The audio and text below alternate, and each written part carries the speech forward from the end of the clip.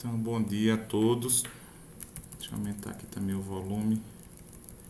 Pessoal, antes de começar a aula de hoje, inclusive tem poucas pessoas hoje, eu queria até mostrar para vocês aqui. Ontem eu comecei a fazer o levantamento das atividades de quem me enviou, tá?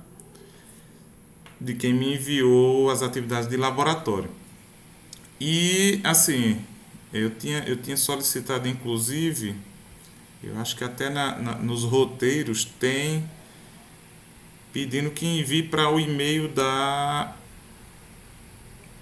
do acadêmico, né? Mesmo assim, eu encontrei ainda umas duas atividades no e-mail no Yahoo, mas eu coloquei aqui, tá certo? Então, vejam, são todos os que estão matriculados na disciplina, né? E aí, Aleph me enviou as três atividades até agora, né? Na verdade, a da semana passada ainda ninguém enviou, né? Mas as três primeiras, que é a medida do comprimento, o vídeo do ovo lá, né? Da densidade do ovo, e aquele de medida de densidade, são essas três primeiras aqui, né? Então, apenas Aleph me enviou todas, Daniele me enviou todas, Felipe eu só encontrei a primeira, Henrique me enviou todas também, Sueli me enviou todas, aí Tamires eu também só encontrei a primeira, e Vanessa eu encontrei a do vídeo e a da medida da densidade, eu não encontrei a primeira, né? Os demais não me enviaram nenhuma. Então, por que eu estou falando isso aqui? Justamente porque as duas coisas, né? Primeiro, para cobrar dos demais que não enviaram. Você enviou, Mike, para mim? E Eu segundo, enviei todos, professor. tu lembra qual foi o e-mail, Mike? Eu mandei duas no acadêmica, acredito que uma eu mandei no do Yahoo, porque lá tem salvo no meu histórico de contatos. Mas eu posso Tá, mandar de novo, se eu quiser. mande, pronto, porque acontece isso também, sabe? Às vezes eu clico na mensagem e aí, na verdade, o acadêmico eu estou recebendo as atividades de todas as turmas. Aí às vezes fica lá atrás, mas é justamente isso, né? Para quem enviou, que eu não consegui encontrar, se puder me enviar novamente, obrigado. Se não, me avisa que aí eu vou procurar, tá certo? E os demais, é aquela história, né? Quanto mais a gente for enviando isso aos poucos, menos a gente acumula lá no final. E eu também acumulo também menos no final, porque eu também tenho que dar uma olhadinha em todas essas atividades. Inclusive, dizer que, comparado, por exemplo, ao ano passado, essas atividades elas estão assim no nível muito melhor, né? Até porque eu acho que essas aulas da sexta-feira facilitaram nesse sentido, que o ano passado eu não fazia exemplos, né? De como não pegava um valor, um objeto, fazia a medida tal para mostrar para vocês como fazer. E realmente eu precisava ficar, não é assim. Eu também, o William no Yahoo. Eu vou até anotar aqui, gente, porque aí quando terminar a aula eu dou uma procurada, tá certo? O William no Yahoo e Mike no Yahoo também e no acadêmico. Por exemplo, o videozinho, algumas pessoas também me mandaram pelo WhatsApp. Aí, o WhatsApp é que complica mesmo, porque quando eu não tenho o nome de vocês salvo, aí fica somente o número lá, às vezes eu verifico e fica lá para trás. Aí, se puder me mandar novamente, ou então manda pelo menos um oi dizendo assim: ó, professor, tá aqui. Que aí vai a mensagem lá para o início e eu consigo identificar, tá certo? Bom, agradecer aí a presença de todos, né? Eu até coloquei lá no grupo que eu estou sentindo a ausência, né? Inclusive aqui, os que estão aqui geralmente são os que sempre estão mesmo desde o início, né? Mas eu estou sentindo falta da presença de algumas outras pessoas, né, nessas aulas aqui síncronas. Eu sei que também tem algumas questões de horário, algumas questões, né, de estar assistindo também outras aulas. O Aldinei está chegando. Mas assim, quando a gente retornar presencial, bom dia, Aldinei.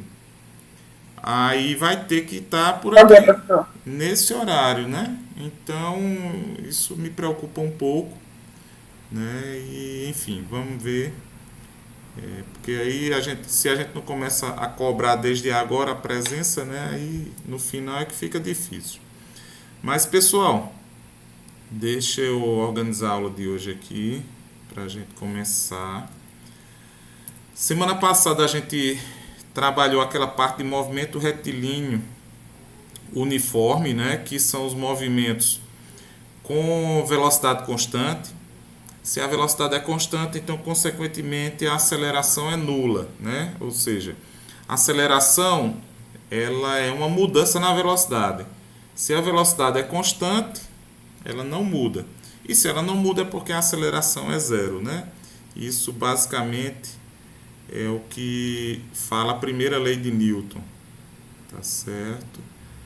E hoje a gente vai dar uma olhadinha no movimento retilíneo uniformemente variado, que é justamente quando nós temos um movimento em que a velocidade ela muda, mas ela muda uniformemente. Ou seja, você tem uma aceleração que é constante. Uma aceleração agora é que vai ser constante. E a velocidade vai estar mudando, mas ela vai estar mudando uniformemente. Ou seja, uma aceleração de 2 metros por segundo ao quadrado, 2 metros por segundo ao quadrado, significa que um corpo que está sendo submetido a essa aceleração, ele a cada segundo que passa, ele está aumentando sua velocidade em 2 metros por segundo. Então, a cada segundo, se ele inicia com zero, após o primeiro segundo, ele já vai estar com 2 metros por segundo. No segundo segundo, ele vai estar com 4 metros por segundo, 6 metros, 8 metros e assim por diante. Ou seja, a cada segundo que passa, ele aumenta aquela quantidade que a aceleração está dizendo ali na sua velocidade. É por isso que a aceleração da gravidade, né? Que é em torno de 10 metros por segundo. 10 metros por segundo. Você, em uma queda que você demora 2 segundos para chegar no chão, você já chega com uma velocidade de 20 metros por segundo. Uma velocidade de 20 metros por segundo é 72 km por hora. Então, em queda livre, se a gente considerar, desprezar a resistência do ar, em 2 segundos de queda, você já atinge uma velocidade de 72 km por hora, né? Que corresponde a 20 metros por segundo, né? Então, qual é a altura que a gente precisaria? A gente pode até calcular isso aí, tá certo? Mas a aceleração da gravidade é uma aceleração bastante grande, né? É como você ter um carro que de 0 a 2 segundos... Daniel. Bom dia, Daniel. De 0 a 2 segundos ele sai de zero, né, parado para 72 km por hora. Essa mesma aceleração, que é uma aceleração bastante alta, né? Essa mesma aceleração, em 3 segundos, você já chega a 108 km por hora, né? Então, veja só a gente imaginar aí a potência de um motor que em 3 segundos ele atinge 108 km por hora. É essa aceleração da gravidade. A gente não percebe bem porque as alturas que a gente cai, né, geralmente são alturas pequenininhas, né? Mas se você tiver uma altura maior, isso já faz um estrago bastante grande, tá certo? Então é sobre isso que a gente vai falar hoje. movimento retilíneo uniformemente variado, tá certo? Hoje e sexta, na verdade, né? Então, aceleração média. A aceleração ela é definida como a mudança da velocidade ou também a variação da velocidade. Deixa eu ver quem é que está aqui. Débora. Bom dia, Débora. Bom dia. Bom dia, professor. Acho que os demais eu já falei, né? Deixa eu voltar aqui, cadê? Então, a aceleração é uma mudança na velocidade, é uma variação da velocidade, né? Em função do intervalo de tempo. Ou seja, no caso aqui, a aceleração média, ela é a variação da velocidade dividido pela variação do tempo. Ou seja, o tempo total para você ter essa mudança aqui, né? Esse delta em física, ele significa variação, mudança, né? Na verdade, é até um símbolo meio que universal, né? O pessoal utiliza o delta para representar a mudança. E o delta seguido de qualquer grandeza, como eu já comentei, significa que é a grandeza final, o valor da grandeza final menos o valor da grandeza inicial. Então, ΔV é a velocidade final menos a velocidade inicial. ΔT, tempo final menos tempo inicial. Tá certo? Quando eu utilizar somente o T aqui embaixo, que aí às vezes eu costumo fazer bastante isso, esse T significa justamente o tempo da mudança, né? Então, aqui o ΔT significa que também é o tempo para a mudança, mas aí significa que eu estou marcando o tempo que iniciou e o tempo que terminou, né? ΔT, tempo final menos tempo inicial. Onde há esse AM, na verdade, aqui, né? O símbolo da aceleração média. Então, a aceleração, enquanto velocidade é dada por metro por segundo, a aceleração, como vocês sabem bem, ele leva um segundo ao quadrado aqui, né? E o que é esse segundo ao quadrado? Significa segundo vezes segundo, né?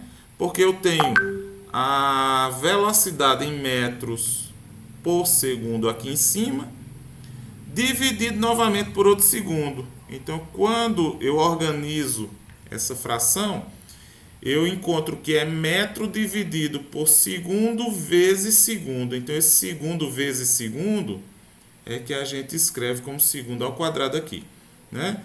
E aí, lembrem-se bem que as unidades, elas são únicas para cada grandeza. Então, se eu escrevo somente metros por segundo, eu não estou escrevendo uma aceleração, eu estou escrevendo uma velocidade, né? E o intervalo de tempo que tem que ser dado em segundos para que essa aceleração aqui seja em metros por segundo ao quadrado. Deixa eu ver aqui se eu consigo passar. Aqui vem de baixo para cima.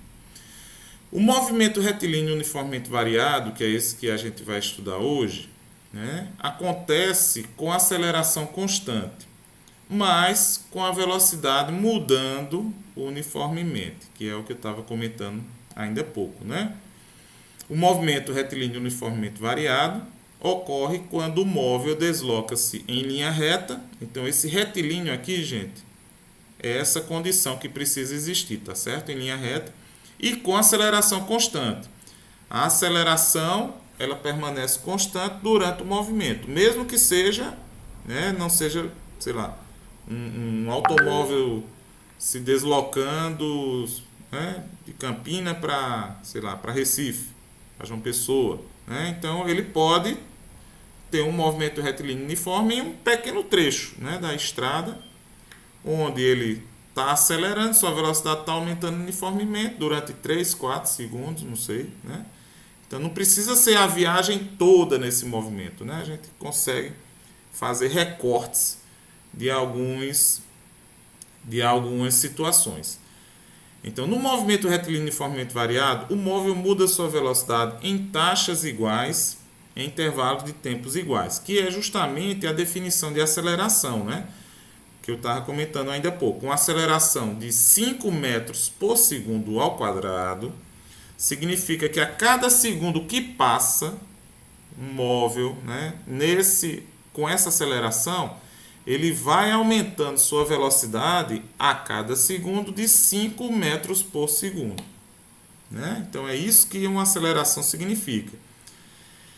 E aí a primeira expressão que a gente tem do movimento retilíneo uniformemente variado é essa daqui, que na verdade ela é nada mais nada menos que uma reorganização da definição de aceleração média, né?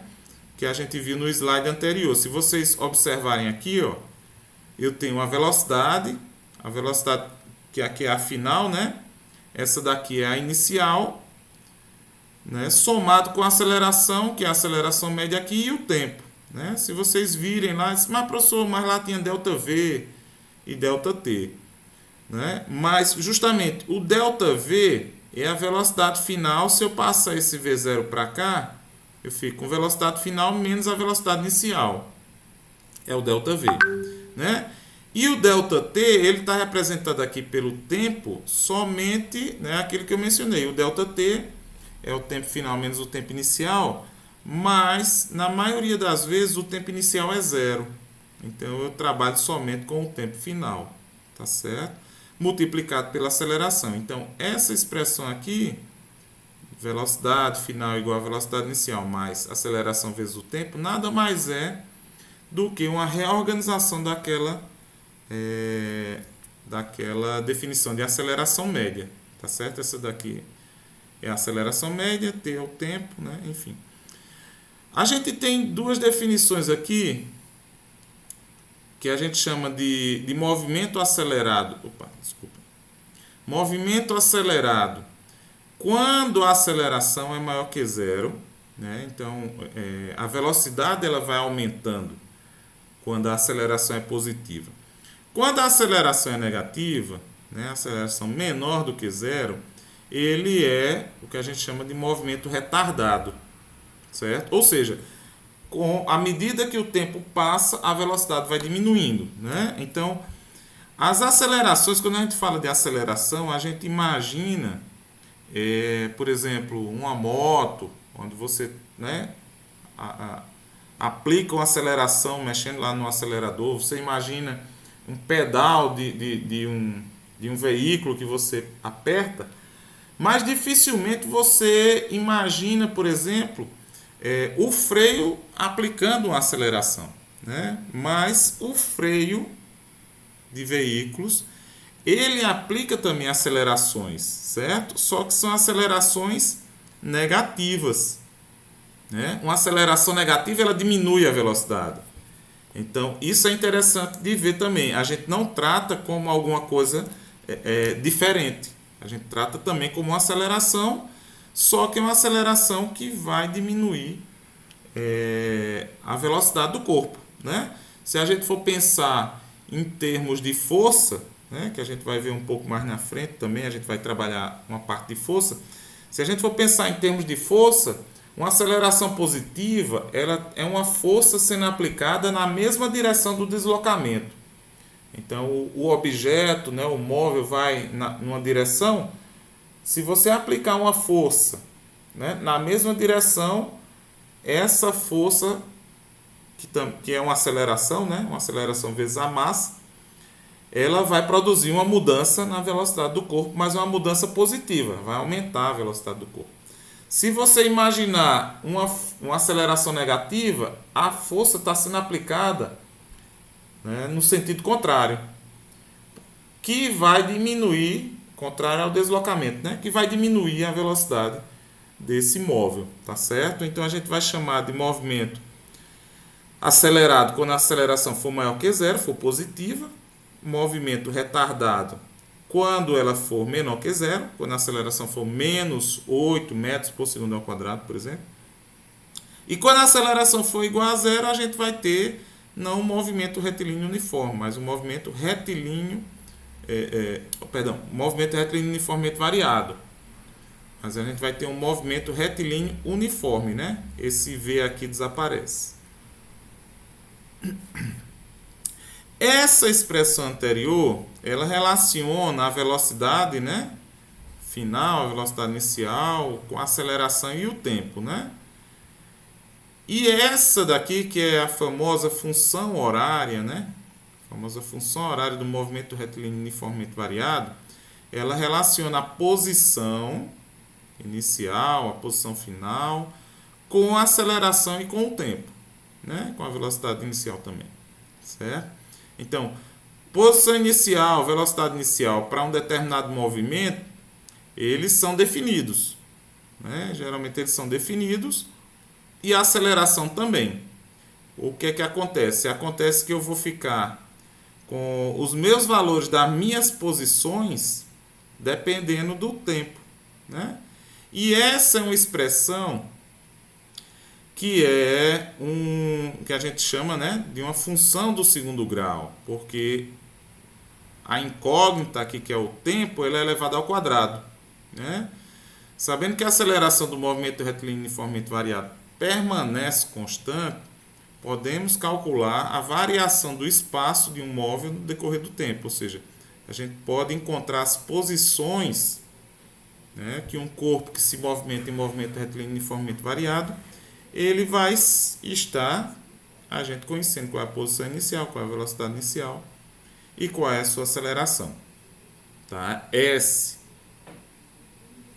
é a posição final, né, ou a posição a cada instante. S0 é a posição inicial, V0 é a velocidade inicial, A, que aqui eu deixei de colocar o M, mas é a aceleração média, né? E T é o tempo. E aí o tempo em segundos, a aceleração média em metros por segundo ao quadrado, as velocidades, ou a velocidade em metros por segundo e as posições em metros, né? A expressão acima constitui uma função quadrática do segundo grau, que tem por gráfico uma parábola. Então a gente sabe isso desde o ensino médio, né? Acho que até antes, que funções do segundo grau elas produzem gráficos, né, de funções quadráticas, né, de parábolas, tá certo? Então, eu não sei se eu coloquei nenhum gráfico aqui para a gente falar sobre isso. Não, coloquei não. Eu resumi demais aqui. Mas você tem, por exemplo, um movimento de o lançamento de uma pedra, né? Você joga uma pedra para frente e para cima. O movimento que ela faz é uma parábola, né? Se você tivesse condições de filmar e depois colocar quadro a quadro, vocês vão ver uma parábola, né? Tem até um aplicativo, um programa que ele é chamado de Tracker. Eu não sei nem mexer com ele, mas eu já ouvi muitas pesquisas com relação a isso, que dá para você, a partir de uma filmagem, você fazer, né, quadro a quadro a posição de um objeto, né? Era interessante até se a gente conseguisse, né? Mas tem uma coisa que desde criança que eu observo, que também dá para a gente ver uma parábola. Quando você tem, por exemplo, uma mangueira, né, mangueira de lavar carro, essas coisas assim, que ela está jorrando água, né? Você vê aquela curva lá, aquela curva é uma parábola, tá certo? Ela não vai ser uma parábola perfeita, né? Porque alguns pontos, né, geralmente da metade para frente eles, né, viram um movimento turbulento ali, mas se você observar direitinho é uma parábola, tá bom? E aí também não precisa ser uma parábola completa, né? Se você, quando a gente vai fazer, eu acho que, não sei se na próxima aula ou daqui a umas 2 aulas mais ou menos, obrigado, Lúcio, uma atividade que a gente vai unir esses dois movimentos, retilíneo uniformemente variado com o movimento retilíneo, né? Que é o que a gente chama de lançamento de projéteis, né? A gente lança um projeto. E aí, não necessariamente a gente precisa... Deixa eu ver quem é que chegou aí. Maria. Bom dia, Maria José. Então a gente não necessariamente precisa lançar para cima, mas você também pode lançar na horizontal, né? Lançando na horizontal, ele vai fazer um movimento de queda, né, até chegar ao solo, a alguma coisa. Mas ele também, aí vai ser meia parábola, né? O desenho é de meia parábola, tá certo? E a gente, né, além dessas duas expressões que a gente utiliza no movimento retilíneo uniformemente variado, que é velocidade igual a velocidade inicial mais aceleração vezes o tempo, que relaciona a velocidade com a aceleração e o tempo. E a função horária do movimento, que o pessoal chama às vezes de equação de sorvetão, né? Mas é posição igual a posição inicial mais velocidade inicial vezes o tempo mais aceleração vezes tempo ao quadrado dividido por 2. Se a gente isolar o tempo aqui, né, nessa expressão aqui, e substituir nessa daqui, né, a gente vai encontrar essa expressão aqui, que é conhecida como equação de Torricelli, né? Torricelli foi discípulo de Galileu, né? E Galileu, inclusive, é a primeira pessoa que determina que as posições se relacionam com o tempo, né? Durante a queda, com o quadrado do tempo, né? Ele não escreve essa expressão por completo aqui, mas ele relaciona, ele sabe que a posição durante a queda tem relação com o tempo ao quadrado, né? E aí Torricelli acaba continuando as pesquisas e ele chega a essa expressão aqui, né, que hoje leva o nome dele, que relaciona a velocidade com a aceleração e a posição, né, mas não relaciona com o tempo, né? Então, quando eu isolo o tempo aqui, que eu substituo aqui, eu estou fazendo, na verdade, exatamente isso. Encontrar uma expressão da aceleração, da posição e das velocidades que não tenha o tempo envolvido, né? Então, às vezes é útil essa expressão aqui para você encontrar algumas distâncias, né? Essa distância mesmo que eu disse. Qual é a altura, né, que você cai na superfície da Terra com aceleração de 10 metros por segundo e chega ao chão com 30 metros por segundo, né? Aí você faz aqui essa relação e você encontra qual é o ΔS, né? Seria 30 vezes 30 dá 900, 900 dividido por 20, né? Dá 45, em torno de 45 metros. Já é uma distância bem razoável, né? Se não me engano, né? 930, isso mesmo, 45. Bom, e aqui V continua sendo a velocidade, V0 também continua sendo a velocidade inicial, a aceleração. E o ΔS é justamente a variação da posição, né? Que a gente, deslocamento, né? Ou distância também, mas mais precisamente ΔS é a variação da posição, que a gente chama de deslocamento, né? Como sempre é em linha reta, esse deslocamento, então a gente consegue medir essa distância. Vejamos um exemplo que talvez até a gente utilize. Cadê?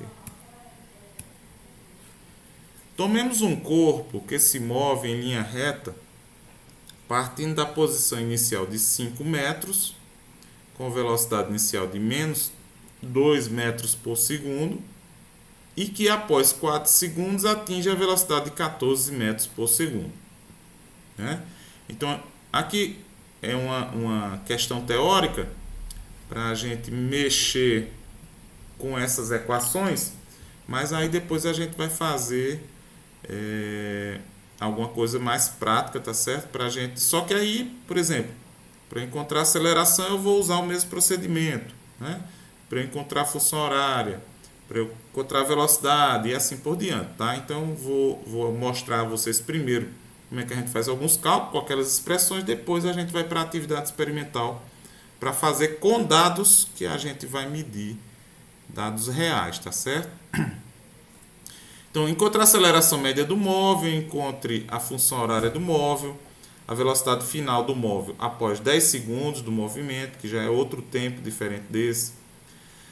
A posição do móvel no tempo, 8 segundos. E letra E, o deslocamento do móvel quando ele atingir a velocidade de 25 metros por segundo. Então, já apareceu logo tudo aqui. A letra A gente tem, bom, pela questão, né? A gente tem os dados iniciais. A posição inicial, que é de 5 metros. A velocidade inicial, que é de menos 2 metros por segundo. O tempo, que eu estou chamando de tempo 1 aqui, porque vocês viram que vão ter mais outros 2 tempos lá. Então, o tempo primeiro tempo que ele me apresenta é o de 4 segundos, que após 4 segundos o móvel se encontra com a velocidade de 14 metros por segundo, né? Então, para encontrar a aceleração média, ó, ΔV sobre ΔT. Só que eu já estou abrindo aqui o que é ΔV, né? É velocidade final menos a velocidade inicial, né? Então, 14 menos 2. Né? Esse menos com menos aqui vai dar mais. 14 mais 2 vai dar 16. 16 dividido por 4. 4 metros por segundo ao quadrado. Então, essa é a aceleração para tirar o móvel de uma velocidade de menos 2 metros por segundo, levar até 14 metros por segundo em 4 segundos. Simples assim. Letra B, a função horária do móvel. Então, a função horária, gente, é sempre essa expressão aqui, tá? Ou seja, a função da posição em relação ao tempo, certo? Então, não vão misturar com aquela outra da velocidade, tá certo? Então, com essas informações aqui, ó, de posição inicial, velocidade inicial e agora, com o resultado da letra A, de aceleração, eu substituo aqui. Posição inicial é 5, velocidade inicial, que é negativa, é menos 2, e a aceleração, gente, que é aqui, ó, aceleração dividido por 2, tá? Então, vai ser 4 dividido por 2, por isso que eu coloco somente o 2 aqui. Então, essa é a minha função horária para esse movimento, né, que foi dado aí na questão, tá certo? E para que serve isso? Serve justamente para eu dizer assim, qual é a posição quando o tempo for 2 segundos. Aí eu substituo 2 segundos aqui, 2 segundos aqui.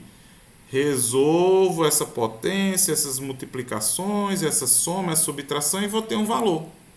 E esse valor vai ser o valor da posição quando o tempo corresponder àquele 2 segundos, por exemplo. Certo? Eita, deixa eu adiantar aqui.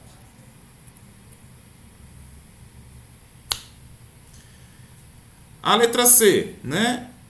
Aí ele já pergunta assim, a velocidade final do móvel após 10 segundos. Então, como relaciona velocidade com tempo, então eu não vou usar a função horária, eu vou usar essa função aqui da velocidade em função do tempo, e agora eu já sei qual é a aceleração, né?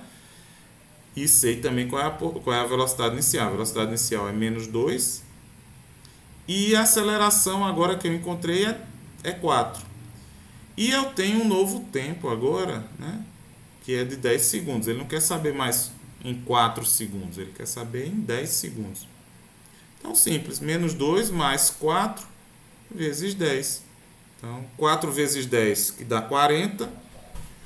40 menos 2, 38 metros por segundo. Tá certo? Então, a letra D. A posição do móvel no tempo 8 segundos. Pronto, aí a gente já vai utilizar aqui a função horária, né? Aquela que a gente encontrou na letra B. Tá certo? Ó, 5 menos 2t mais 2t ao quadrado. E agora eu quero o quê? Eu quero 8 segundos. Então eu venho aqui, ó, no lugar de t, eu coloco 8. E aí eu tenho que seguir toda aquela regra, né? Primeiro as potências, depois as multiplicações, para depois eu chegar nas somas e subtrações. Então, 8 ao quadrado dá 64. 64 vezes 2, 128. 2 vezes 8 dá 16. E, bom, depois aí eu organizo, né, para ficar 5. 5 menos 16 vai dar menos 11. Menos 11 mais 128 dá 117. certo? E aí lembrem-se, cada um com sua unidade, né? A velocidade, se eu estou encontrando a velocidade é em metros por segundo, se eu estou encontrando a posição é em metros. Então, no tempo 8 segundos, ele andou uma distância de 117 metros. Então, deixa eu passar aqui. E a letra E, que pede o deslocamento do móvel quando ele atingir a velocidade de 25 metros por segundo. Então, veja, ele não me dá aqui um tempo, né? Ele me dá uma velocidade. Então, aquela história que eu falei, né? Quando você precisa encontrar uma distância, um deslocamento, que você só tem a velocidade e a aceleração, você usa a equação de Torricelli, né? Então, nesse caso aqui, a equação é velocidade final ao quadrado igual a velocidade inicial ao quadrado mais 2 vezes A vezes delta S, né? Quando eu quero encontrar o deslocamento, eu quero encontrar o delta S. Tá? Então, o que, que a gente fez aqui? Vejam, eu vou reorganizar, né, essa expressão aqui para isolar o delta S. Então, vejam, eu peguei o V0 ao quadrado, que estava no segundo membro, eu passo ele para o primeiro membro. E ele vem com o sinal invertido, né? Se ele estava positivo, ele vem negativo. Então, eu fico com velocidade final ao quadrado menos velocidade inicial ao quadrado igual ao que ficou do lado de lá, que é 2 vezes a aceleração vezes ΔS. Se eu quero deixar o ΔS sozinho, então eu tenho que passar o 2A, né? O 2A aqui para o segundo membro, né? Aliás, para o outro membro. E o que é que acontece? Esse 2 vezes A vezes ΔS está multiplicando ΔS. Então ele vai passar, ó, dividindo, né? Ou seja, ele passa com a operação contrária. Você está multiplicando, ele passa dividindo. Dessa forma, eu consigo isolar o ΔS. Como? Velocidade final ao quadrado menos velocidade inicial ao quadrado dividido por 2 vezes A. Bom, e aí eu já vou, então, pegar os valores que eu tenho. O valor de velocidade final que eu tenho é de 25 metros, eleva ao quadrado, menos, que é da fórmula, ó, a velocidade inicial, que está lá no início, que é menos 2, também eleva ao quadrado, e a aceleração que eu encontrei na letra A, que é de 4 metros por segundo ao quadrado. Então eu começo a resolver essas coisas. Eu sei que 25 vezes 25 é 625, menos 2 vezes menos 2 vai dar 4 positivo, tá, gente? Você não vai fazer esse menos com esse menos aqui para dar positivo, não. Você vai primeiro elevar todo esse bonitão aqui, ó, todo esse catatal aqui ao quadrado, ou seja, você vai multiplicar menos 2 vezes menos 2. E menos 2 vezes menos 2 dá 4. Então, só resta esse sinalzinho daqui. E 2 vezes 4, que é 8. Então, 625 menos 4, que vai dar 621. 621 dividido por 8, que vai dar um deslocamento de 77,625 metros aí. Tá certo? Então, cadê? Tem que passar aqui. Então, é desse jeito que a gente faz. Ixi, quase que não sai. Que a gente faz esses cálculos utilizando essas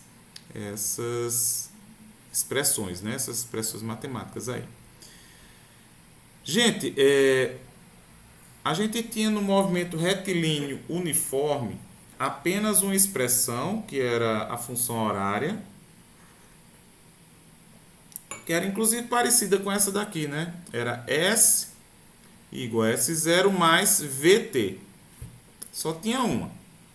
E a gente tinha um gráfico da posição em função do tempo que me dava justamente uma reta, porque é uma equação do primeiro grau, né? É uma função do primeiro grau. Toda função do primeiro grau é uma reta, né? Agora eu tenho três expressões, né? Se bem que a terceira, na verdade, é uma combinação das duas primeiras, né? Mas eu posso dizer que tem três. A da velocidade em função do tempo, que é essa, e a da posição em função do tempo, que é a próxima que a gente vai ver, né?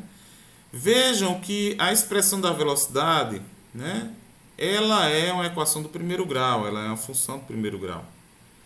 Então, se ela é uma função do primeiro grau, eu vou ter retas, tá? Só que agora, ó, eu tenho a velocidade em função do tempo. Então, a minha velocidade, ela vai mudar, ela vai aumentar ou diminuir também. Pode ser, se você tiver uma velocidade que está diminuindo, ela vai ser uma reta também, só que decrescente aqui, né? Mas ela vai mudar uniformemente. É por isso que a gente chama tem esse Uzinho aqui, né? O uniformemente é porque ele vem descendo constantemente na mesma taxa, tá?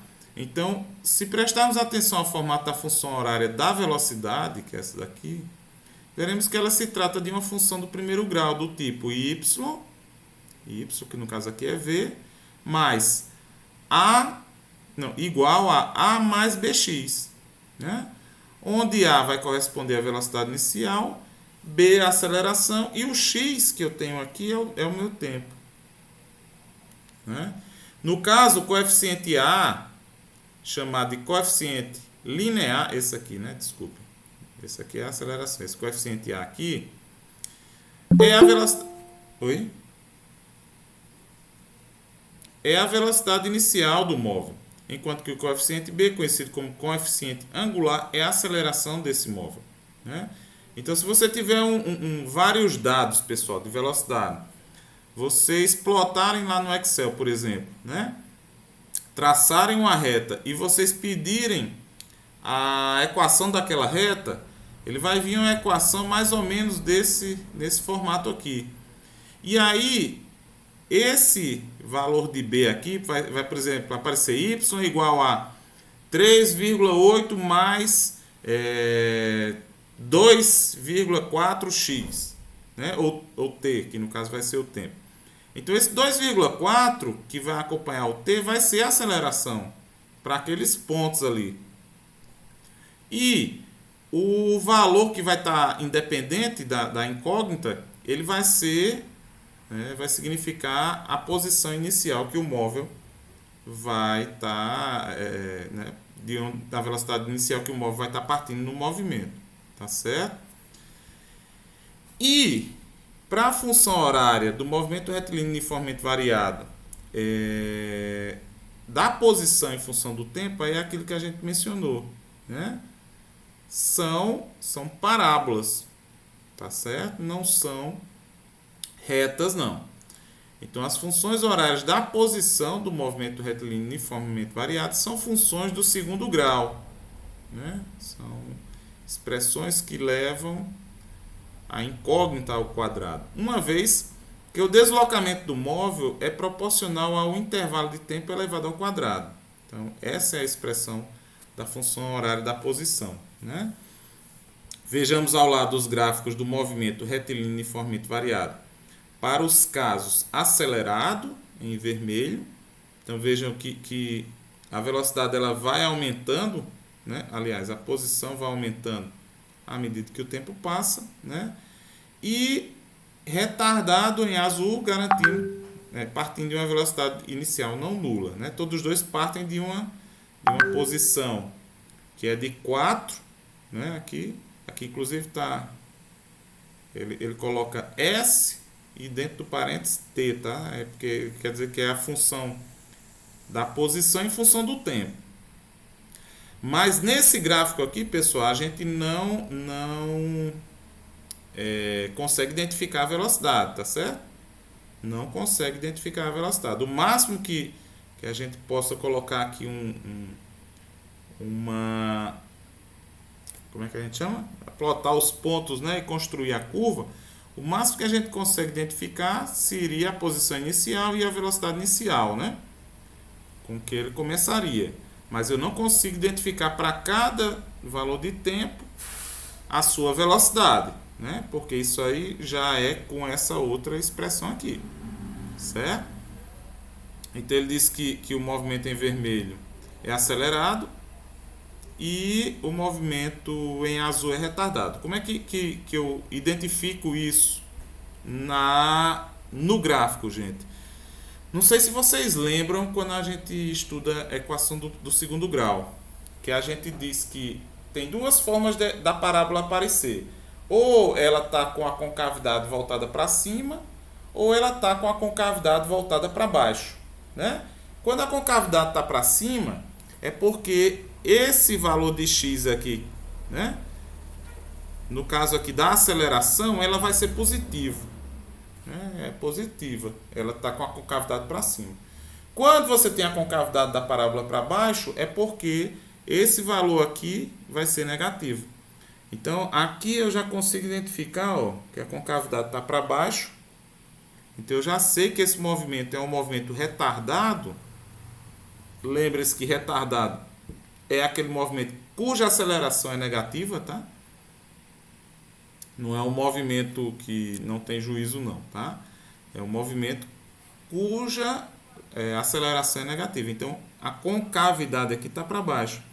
E aqui dá para eu notar que a concavidade está para cima do vermelho, né? Se eu esticar aqui, né? Se eu imaginar aqui, ó, eu vou ter uma parábola voltada para cima, né? Então, por isso que eu identifico que esse em vermelho é um movimento acelerado, que a aceleração é positiva, e esse em azul, que ela é negativa. Quando a gente nasce, a gente cresce, por toda a nossa vida, a gente sempre está submetido a uma aceleração, que eu costumo dizer que é uma aceleração que ela nunca desliga. Ela nunca desliga, né? A gente nasce, cresce, morre, desaparece da face da Terra, mas a gente sempre está submetido a essa força que constantemente, a todo instante, nos puxa para o centro da Terra, né? E essa força que a gente sente ela basta a gente encontrar um buraco, basta a gente encontrar uma superfície lisa, né? Que a gente escorrega, uma casca de banana, que a gente vai sentir que esse puxavante ele é contínuo, ele é todo instante, né? Todo instante.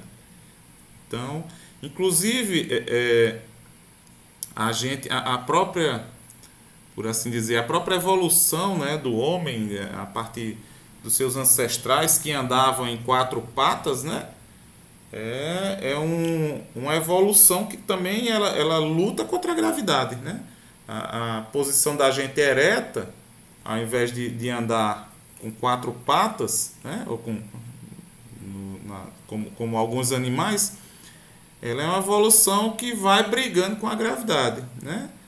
E algumas pessoas dizem que inclusive não era para a gente andar, né, ereto, porque nossa coluna não foi feita para isso, e por isso que a gente tem tantos problemas de coluna, né?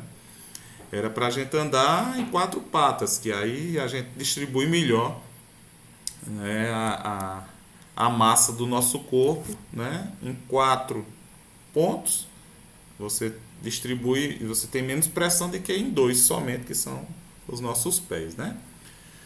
Mas a aceleração da gravidade desde que a gente tem notícia, né, dos escritos mais antigos, que são geralmente dos gregos, a gente tem, né, notícias de tentativas de explicação, né, do que é a gravidade, por que ela existe e tal.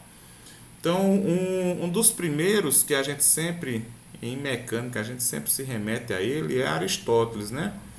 Aristóteles foi um grande filósofo da antiguidade grega, né? Ele viveu ali, nasceu 384 anos antes da era cristã, né? Do nascimento de Jesus Cristo, e viveu quanto aí 72 anos. Morreu até, né, com idade boa para a época, né? Viveu 72 anos.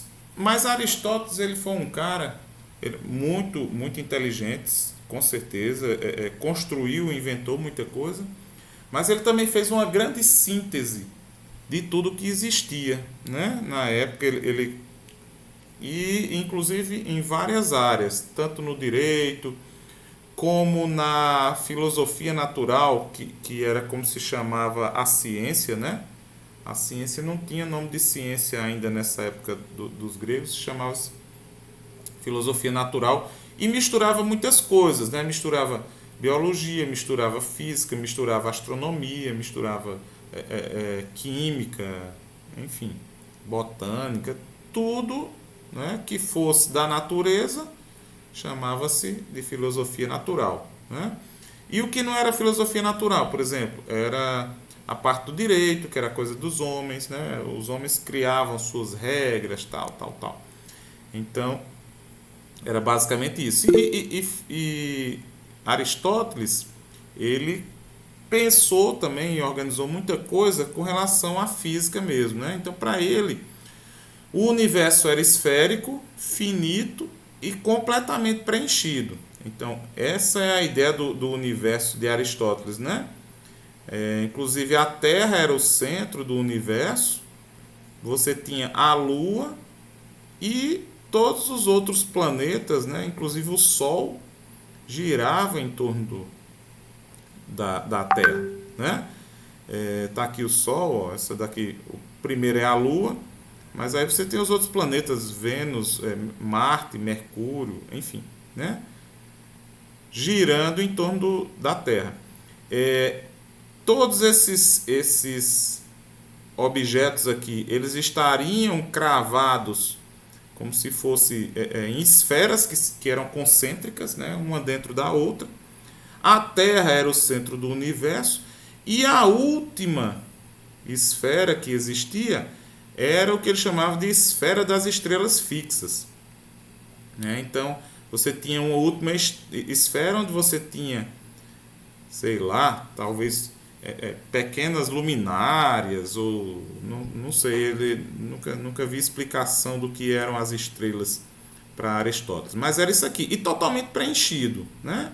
Você tinha, na Terra você tinha o ar que preenchia, mas aqui no espaço você tinha uma espécie de éter, né? Que preenchia também o espaço. Então os corpos celestes como a Lua e os planetas estão cada um em uma esfera, aqui como esse modelo, diferente de raios diferentes, e todo o universo está inteiramente contido em uma esfera maior, onde estão localizadas as estrelas. E aí, fora daqui, aí ele não existia nada, né? Era, sei lá, talvez o céu, talvez, se bem que nem existia, ou já existia, sei lá. Em seu centro está a Terra, esférica e imóvel, cujo centro coincide com o centro do universo. Aristóteles não aceitava a ideia de vácuo, né? Ou seja, da ausência de matéria. Em sua visão, os elementos dos quais são feitas as coisas e os seres terrestres são diferentes do éter, substância de essência divina, eterna e imperecível, que forma e preenche o mundo supralunar, ou os céus, que inclui as esferas da Lua, de Mercúrio, de Vênus, do Sol, de Marte, de Júpiter e Saturno, e finalmente a esfera das estrelas. Então, inclusive nessa época, só se conhecia até o planeta Saturno, né? Que também é o planeta que a gente consegue ver a olho nu, é o último planeta, né? Urano, Netuno, inclusive Plutão, eles só foram descobertos agora na época moderna, né? 1800 para cá, depois da criação do telescópio, né? Do aperfeiçoamento do telescópio, né?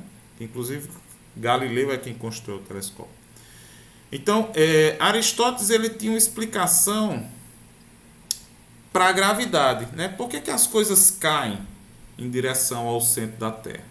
Então, e aí ele dividia, ele dizia que algumas coisas, né, só funcionava no planeta Terra, que era o que ele chamava de mundo sublunar, e algumas outras coisas só funcionavam no mundo supralunar, que era depois da Lua, né? Então, no mundo sublunar, abaixo da esfera da Lua, não há lugar para o éter. Porque o éter ele dizia que era uma substância etérea, né, perfeita, tal. E sim, tudo que existia era composto pelos 4 elementos na época, né, terra, água, ar e fogo. Que inclusive isso aqui não é invenção de Aristóteles, né, já é invenção de um filósofo que o precede, eu não me recordo agora o nome, não sei se é Empédocles que inventa essa teoria, mas Aristóteles confirma e inclusive amplia, né, essa teoria. Então o movimento natural desses elementos, terra, água, ar e fogo, não é um movimento circular e uniforme, que é reservado, né, ao que é perpétuo e perfeito, que é o que os planetas, né, a Lua, que ele dizia que era perpétuo e perfeito. Mas os movimentos aqui na Terra eram retilíneos e em direção ao centro do universo, né, que era justamente o centro da Terra, ou fugindo dele, ou seu inverso, afastando-se do centro, que seria o caso do fogo e do ar. Então os 4 elementos eles tinham características bem distintas, né? Por exemplo, a água e a terra eles eram como eles falavam na época, eles eram graves. O que era grave nessa época? Que possuía gravidade, que se direcionavam, né, ao centro da Terra, a água e a terra. Já o ar e o fogo, eles tinham justamente a propriedade inversa, né? Eles eram leves. Então, grave era quem tinha gravidade, leve era quem subia, né, em direção inversa ao centro do universo. E aí, como a Terra era o centro do universo, né, e além disso, você tinha outras características. O ar, por exemplo, ele era úmido e quente. O fogo era quente e seco. A terra era seca e fria. E a água era úmida e fria, né? Então, além dessas composições aqui, eles tinham cada elemento desse tinha um par de características. Como exemplo, a água é mais leve que a terra, de acordo com a ciência atual, né? Menos densa, mas ambos seguem seu movimento natural para o centro. Então, é isso que eu estava comentando, né? Que a água e a terra, movimento eles dizia que era um movimento natural, né?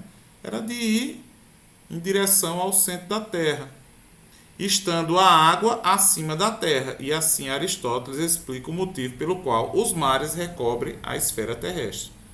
A terra e a água são elementos pesados, né, que constituem os corpos graves, aquilo que eu estava falando.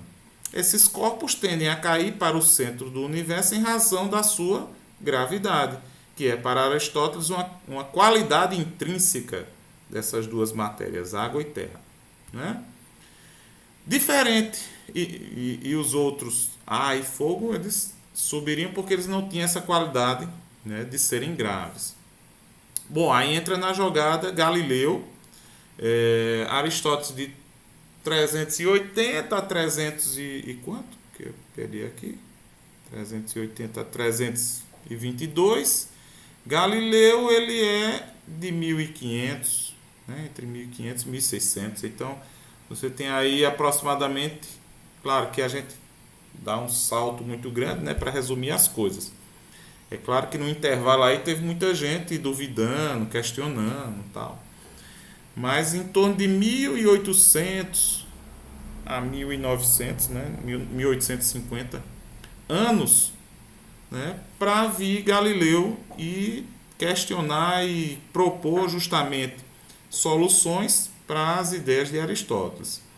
Diferente de Aristóteles, que afirmava que a velocidade de queda de um corpo é proporcional ao peso, isso aí inclusive era uma das ideias, né, que permanece, ainda permanece, né? As pessoas acreditam que as coisas caem, quem é mais pesada cai mais rápido, né? Quem é menos pesada cai mais lentamente.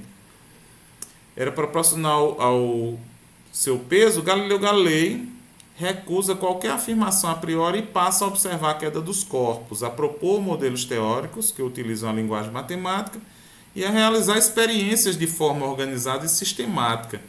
E aí, gente, eu estou fazendo toda essa teoria aí por um motivo muito simples. Para chegar nesse rapaz, né? Galileu, ele é considerado o pai da física, o pai da física moderna, exatamente porque para suas afirmações, Galileu construía experimentos, né? E observava o comportamento dos corpos em queda, né? Do tempo decorrido, fazia medidas. Então, essa é a característica da física, inclusive da ciência moderna, né? É a medida a partir da experimentação, né? Então, Galileu começa a fazer e realizar experiências de forma organizada e sistemática. Com isso, temos o início do assim chamado método científico, que está baseado na estruturação de modelos teóricos abstratos a respeito de um fenômeno físico, né? A partir de medidas reais, né? O modelo permite a descoberta de consequências necessárias das hipóteses que lhe foram impostas. Pode-se dizer que Galileu libertou a ciência das essências aristotélicas e da magia medieval, que por mais de 2000 anos, né, ou aproximadamente aí 2000 anos, haviam impedido seu desenvolvimento. Então, na época de Aristóteles, que inclusive, né, a filosofia grega valorizava muito o pensamento, né? Que eles diziam que a realidade, né, as coisas, elas eram enganosas, né? Os nossos olhos viam as coisas e viam de forma enganosa. Então, a única coisa que podíamos acreditar era no nosso pensamento, né? E assim por diante. Então, eles rejeitavam tudo que era visto, inclusive de você ver, por exemplo, você jogar uma pedra e ela fazer uma curva, né? Para ela poder cair. E aí você mantém uma teoria de Aristóteles de que tudo que existe aqui só cai em linha reta. A pedra até cai em linha reta, se você soltar ela, simplesmente, né, deixar ela cair em queda livre, ela cai em linha reta. Mas se você aplicar uma força, né, para ela ser lançada na horizontal ou até para cima e para frente, ela vai fazer uma curva. E aí ninguém questionava, né, Aristóteles, né? Então, que é exatamente isso aqui, né? Você joga uma bola, a bola sobe e depois ela desce. A queda livre de um corpo é um movimento no qual o corpo é abandonado de uma certa altura e cai acelerado exclusivamente por efeito da gravidade, né? Ou da aceleração da gravidade. O inverso a esse movimento é o que a gente chama de lançamento vertical para cima, onde o corpo é lançado com a velocidade inicial e sofre somente a aceleração da gravidade. Então, à medida que o corpo sobe, você tem um lançamento para cima, né? E à medida que ele desce, você tem uma queda livre, né? Então, lançamento vertical e a descida uma queda livre. Para o corpo cair, né, de alguma altura, você não precisa aplicar nenhuma velocidade inicial, nenhuma força. Agora, para ele subir, sim, né? A gente sabe muito bem disso. Por quê? Porque a aceleração da gravidade ela sempre puxa tudo para baixo. No estudo de ambos os movimentos é desprezada a força de resistência do ar, isso é verdade. Assim, serão movimentos retilíneos com aceleração constante, onde a aceleração é a da gravidade.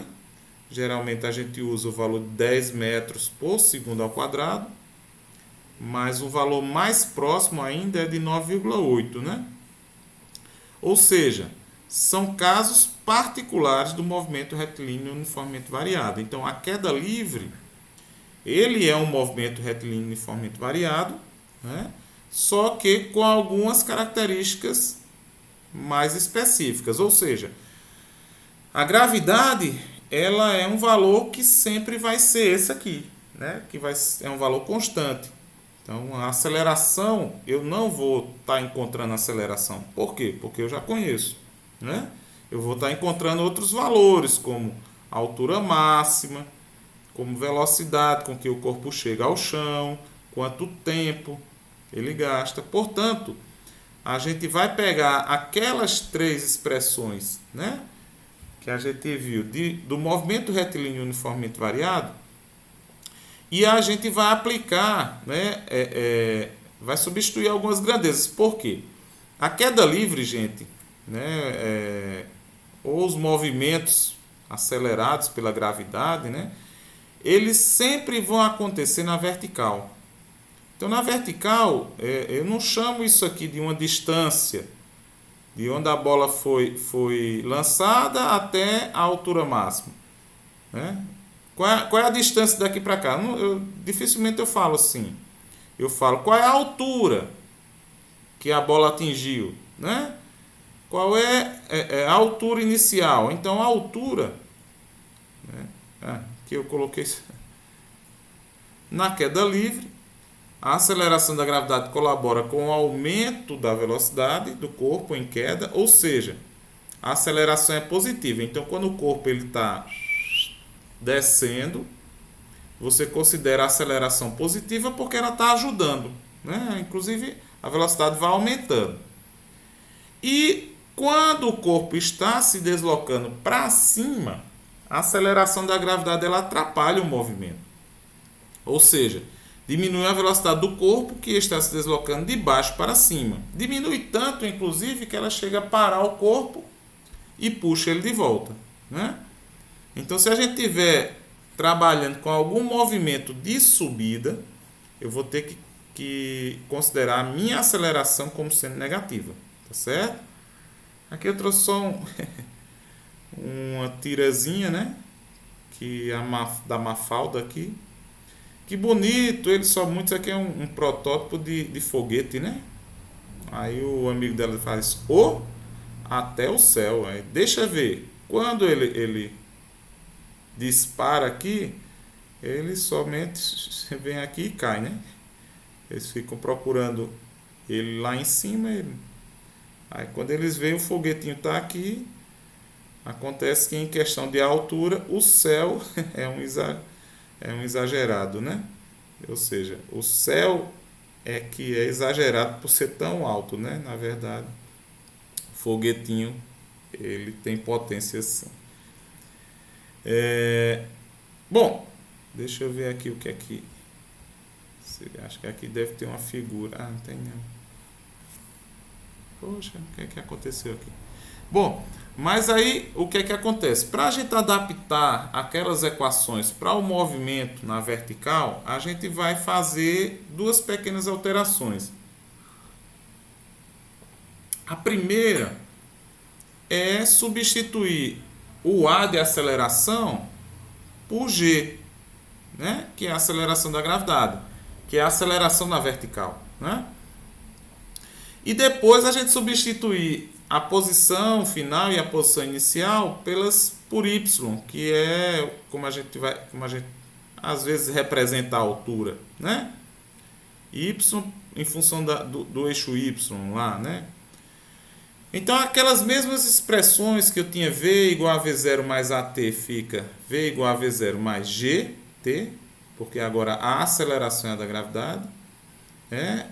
S igual a S0 eu vou ficar com Y igual a Y0 mais V0T mais G dividido por 2T ao quadrado. E as velocidades aqui continuam, somente esse valor de G aqui muda. Aqui, na verdade, fica ΔY, né? Ou, como eu costumo colocar, um H de altura. Né? A variação da posição na vertical, posso também chamar de altura. ΔY ou H. Então, é só a gente entender o que é cada um desses termos, né? Gente, aqui eu trouxe um experimento simples, que eu não vou... Não sei nem se eu devo pedir para vocês, mas não vou pedir não, porque senão vocês ficam com muita coisa para fazer. Apesar de ser simples, né, a gente poder fazer isso até a partir de uma filmagem, mas eu não vou fazer não para não ficar muita coisinha solta, mas eu vou explicar para vocês. É o que a gente chama de tempo de reação das pessoas, né? A gente tentar medir o tempo de reação das pessoas. O tempo de reação das pessoas pode ser medido, na verdade não medido, mas estimado, né? com um experimento simples de queda livre. Para esse experimento são necessárias 2 pessoas e uma régua grande, né? O experimentador segura uma régua pela ponta. Eu não tenho, deixa eu ver se eu tenho uma régua aqui para mostrar. Estou sem régua. Mas uma pessoa vai ser o experimentador e a outra pessoa vai ser a pessoa cujo tempo de reação vai ser medido, né? Então, quem vai experimentar, ele vai segurar uma régua, certo? Pela ponta, como diz aí. A outra pessoa, cujo tempo de reação se quer medir, ela fica com a mão em posição de segurar a ponta de baixo da régua, mas sem tocá-la. Então, vai ficar com a mãozinha assim, os 2 dedos, né, próximos, abertos, mas sem tocar na régua, né? E o outro vai segurar a régua para que o valor 0 da régua fique justamente entre os 2 dedos da mão da pessoa. Em determinado instante, e sem avisar, né, o experimentador vai soltar a régua.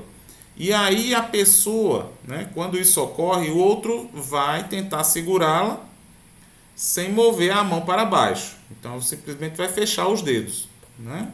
O que é que acontece? Em virtude do tempo de reação, a régua ela vai cair alguns centímetros antes de ser segurada, né? Essa distância entre a régua, o ponto que estava, até onde foi segurada, pode ser lida diretamente na marcação da régua, onde ela foi segurada, né? Então, o cara, quando segurar a régua, ele tem que esperar o experimentador dar uma olhada qual foi ali a posição em que a régua foi segurada, né? Foi segura.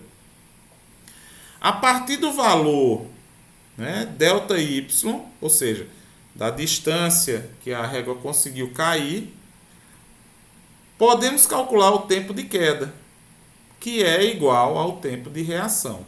Usando a equação do movimento retilíneo uniformemente variado, a gente vai ter, né, vejam que eu já coloquei a posição inicial aqui como sendo 0, né? A velocidade inicial também eu vou considerar 0. Por quê? Porque a régua inicialmente está parada, né? Inicialmente a régua está parada, tá certo? E a aceleração, que vai ser a aceleração da gravidade, eu vou considerar como 9,8, para a gente ter uma precisão um pouquinho mais, né, maior. E a velocidade inicial igual a 0. Então aqui, ó, aquela expressão toda lá, né, não, gente, perdão, o y0 eu passei para o primeiro membro aqui, né, ó, certo? Que é o ΔY aqui, né, y final menos y inicial, é o ΔY.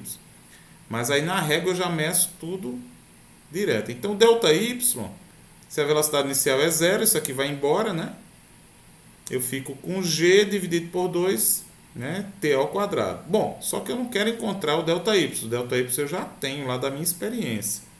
Eu quero encontrar o tempo de queda, que vai corresponder ao tempo de reação. Então, ΔY é a distância que a régua cai, g é a aceleração da gravidade e t é o tempo de reação. Assim, para eu isolar esse tempo, eu passo esse 2, ele está dividindo, ele vai multiplicando.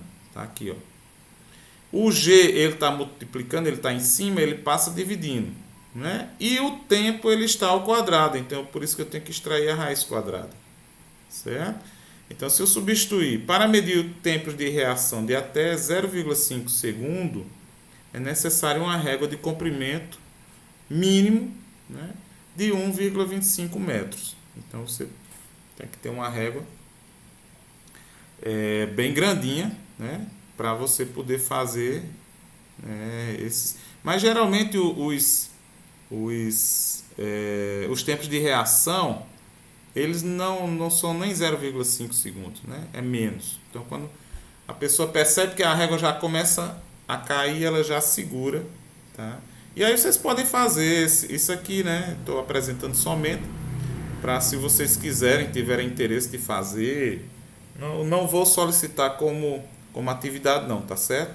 Mas é interessante, vocês, né? Às vezes tem até um irmão que gosta desses experimentos, faz em casa com ele e calcula aí né? Qual é o tempo de reação dele para segurar a, a régua, né? Esse tempo de reação, é claro que são situações diferentes, né? Mas geralmente é o que a gente, por exemplo, quando a gente fala de velocidade de automóvel, né? O tempo de reação para você, uma pessoa pisar no freio e começar a desacelerar um carro, né? Então, é esse mesmo tempo de reação de você perceber o movimento de alguma coisa, né? Você, um goleiro de perceber o movimento da bola e partir para pegar, coisas desse tipo, né? O tempo de reação a algum movimento, tá certo? Deixa eu passar aqui esse slide. Bom, e aí eu vou apresentar para vocês a proposta desse experimento, que é a seguinte, tá certo? A gente tem, em algumas pesquisas que a gente fez, a gente encontrou esse site, que é do Instituto de Física, né, da USP de São Paulo, e que traz uma atividade de queda livre, certo? A atividade de queda livre será realizada a partir da proposta do Laboratório Virtual de Mecânica, encontrado aqui, ó, nesse site, tá certo? Tá. Então deixa eu só clicar aqui e mostrar para vocês. Aí eu vou ter que interromper o compartilhamento e eu vou ter que compartilhar aqui a tela toda, né? A tela inteira. Porque aí a gente fica indo e voltando, fica mais fácil. Então, gente, deixa eu ver aqui se vocês já estão vendo. Aqui. Já, né? Pronto. Então, ó, nossos experimentos, né? Eles são virtuais, né? A gente permanece virtual. Mas esse laboratório de mecânica aqui, o roteiro inclusive vai ter o passo a passo, tá certo, gente? Então a gente vai vir aqui, ó, um laboratório de mecânica experimental com imagens. Eles fazem, não é com vídeos, tá? É com imagens. Experimentos de translação, queda livre, né? Então vocês veem que ele tem de atrito, ó, tem de colisões. Tem outras aqui que inclusive vocês fiquem à vontade para explorar aí, né? Experimentos de translação são experimentos com movimentos, né, em linha reta de translação, e experimentos de rotação, né? Que também ele apresenta alguns, pêndulo simples, tal. Então vocês vêm aqui em queda livre, certo? E o que é que acontece? Veja só, tem até o guia do experimento aqui, mas o que vocês vão seguir não é esse, tá certo? O que vocês vão seguir é o meu. Olha aqui. Esse é o equipamento que os caras usam lá, entendeu? Um suporte aqui, né? Que deve ter aqui, acho que em torno de 1,5 m, talvez até um pouco mais, pelo tamanho do rapaz aqui. É um suporte que ele tem, ó. Não sei se dá para vocês verem aqui o que eles chamam de... É um objeto que ele vai cair, né? Tem um formato de um ovo, por isso que ele chama do ovo, né? Mas que ele é preso aqui, né? E um sistema automático solta ele em queda livre à medida que os caras filmam essa queda, tá certo? Então é extremamente rápido, ó, o vídeo de 13 segundos. Vou mostrar aqui só para vocês, né? Já caiu no chão, tá certo? E aí o que é que eles fazem? Para eles medirem as posições, ó, eles colocam uma régua. Na verdade não é nem uma régua, é um papel milimetrado aqui, né? O cara vai colocar de novo lá, ó, certo? E aí eles filmam de perto E aí o que é que acontece? Essa filmagem, as filmagens estão aqui, ó. Certo? Eles transformam essa filmagem em fotos, certo? Em fotos. Numa taxa, ó, tá certo? As imagens foram realizadas. Bom, não, isso aqui são as especificações da câmera, né? Da câmera que filmou, certo? Aqui ele só vai explicar. Os materiais são esses aqui. Opa. Não, aqui pronto. O ovinho é esse aqui, né? Esse aqui é o trilho e esse aqui é o disparador, que é o faiscador, né? Que é o que faz com que eles soltem lá. Poxa. Pronto. E aqui, gente boa, ó, vocês têm 3 conjuntos, A, B e C, né? Aqui ele divide, né, a unidade de tempo, ó, segundos e segundos, tá?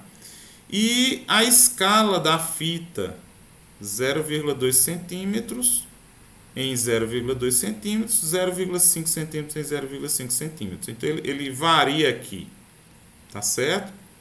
Então o que é que acontece? Deixa eu ver aqui se eu consigo abrir. Cadê? Não, vídeos. Aqui vai aparecer os vídeos. Ó, ele caindo, né?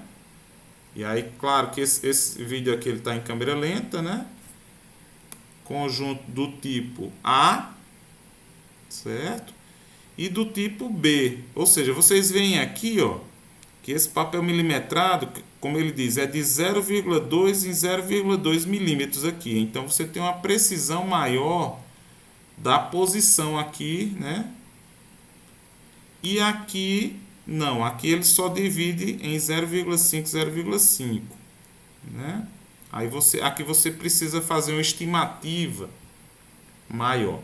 E os quadros são esses, tá certo? Ó, vocês veem que tem o conjunto A, o conjunto B, o conjunto C. A diferença é o tempo, né, das fotos e a escala. Então, se vocês quiserem trabalhar com 0,2 centímetros, usem esses aqui. Se quiser a escala de 0,5, esse ou esse. E a escala de tempo de 10 centímetros, que é 0,1 centímetro, né? Perdão, 0,1 segundo ou em segundos.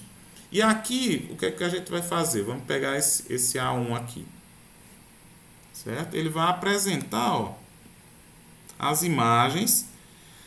Quando vocês ampliarem aqui, vocês vão ver, ó, isso aqui é o tempo e aqui, ó, é a posição. Tá vendo?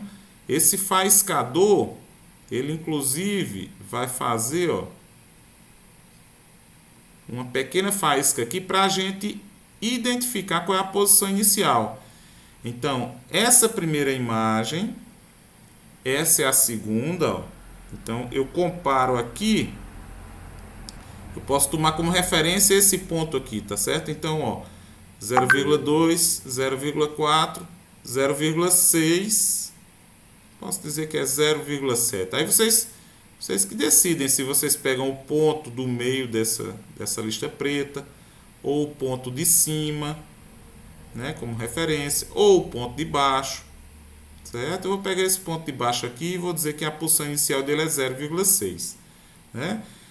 Então, tempo 0, posição 0,6, né?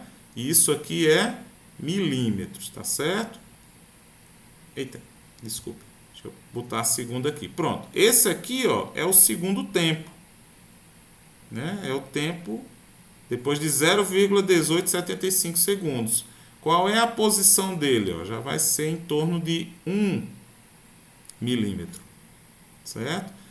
Agora, nesse tempo 0,375, ele vai ter a posição, aí aqui eu já tenho, né? Eu comecei em 0, tô levando em consideração aqui, né? aqui é 1 centímetro, ou seja, 10 milímetros, 12, 13, né?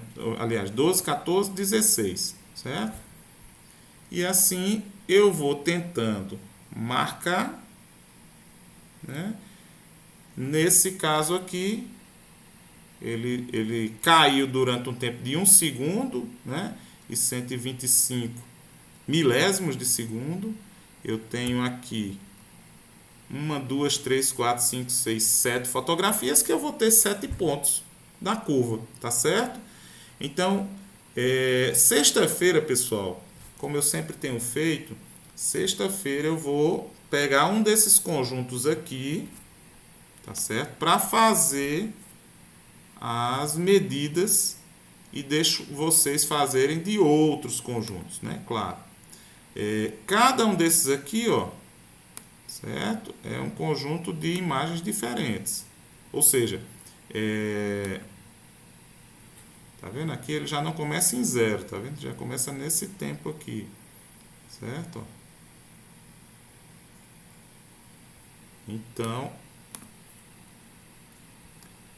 3, esse aqui já tem menos imagens, né? Bom, mas independente de ter um pouquinho mais, um pouquinho menos de imagem, vocês podem escolher aí qualquer conjunto desse que vocês quiserem, tá? Contanto que vocês me informem qual foi.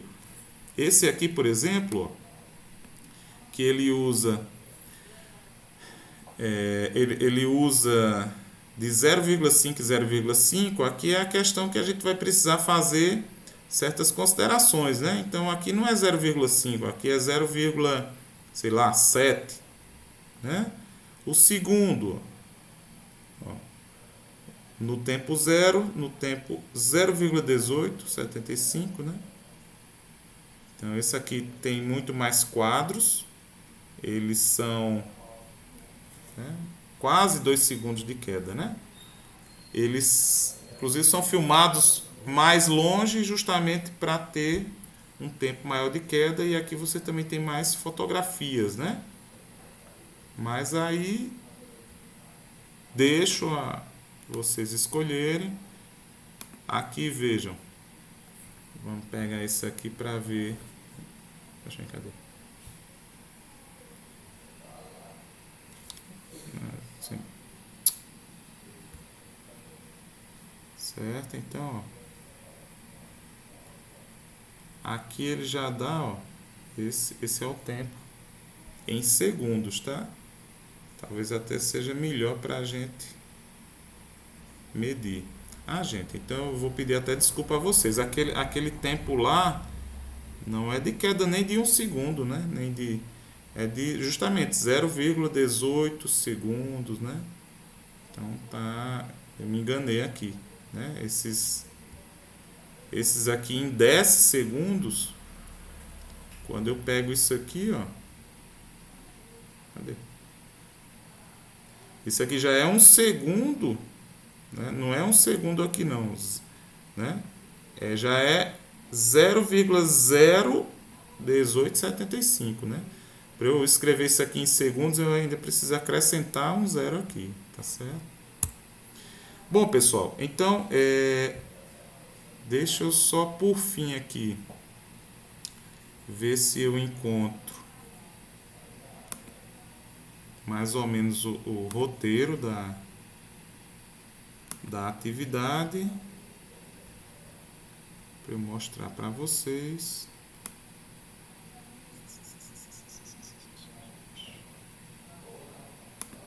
Porque a partir do roteiro, o roteiro aqui vai dizer o que é que eu...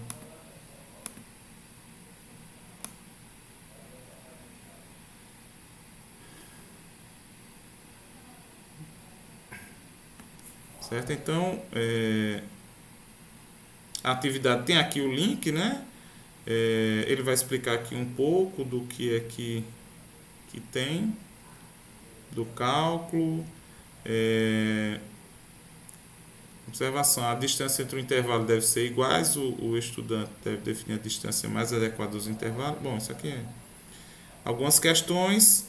É possível encontrar alguma relação entre deslocamento e o tempo de queda do objeto, e entre o deslocamento e o tempo de queda ao quadrado, né? Se sim, descreva.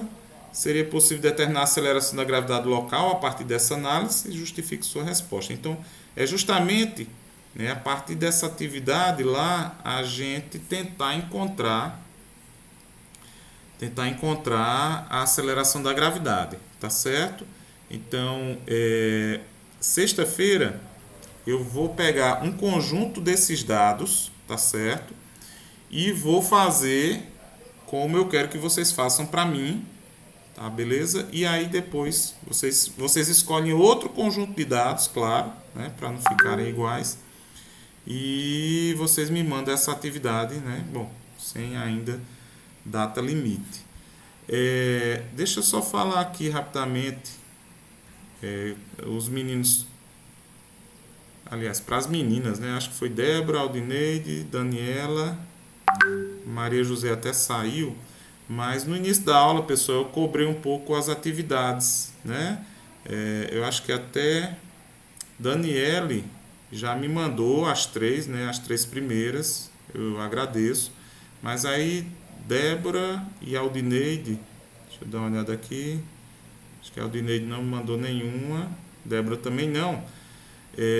Por dois motivos. Primeiro, para não ficar acumulando, né? E segundo, que se já enviou alguma, aí vocês me lembrem, né? Débora levantou a mão aí, eu acho, agora eu estou lembrando, Débora, eu acho que até você mandou o vídeo, né? Pode falar, viu? Mandei as duas. Bom dia, professor. Bom, Mandei as duas primeiras. tu Mandei o mandasse, vídeo e mandei a prova gráfica. tu mandasse pelo WhatsApp, foi, Débora? Acho que foi, professor, que eu não consegui mandar pelo seu Pronto. e-mail. Não, Eu até tranquilo. avisei. Viu? Ó, não achem estranho não, mas isso vai acontecer, tá certo? De vez em quando, porque tem hora que eu não consigo controlar onde é que chegou ou não chegou não. Mas aí eu vou dar uma olhadinha, viu, Débora? Vou dar uma Ok, olhadinha professor. e eu corrijo lá, eu acrescento. Mike também me disse que enviou, o William também. Eu vou dar uma procuradazinha direitinho. Caso eu não encontre, aí eu vou entrar em contato com vocês pedindo que vocês me enviem de novo, tá certo? Pessoal, é isso por hoje, tá certo? Eu agradeço aí a presença de todos. Como de costume, vou deixar esse vídeo lá no Siga A, tá certo? E já aproveito e coloco também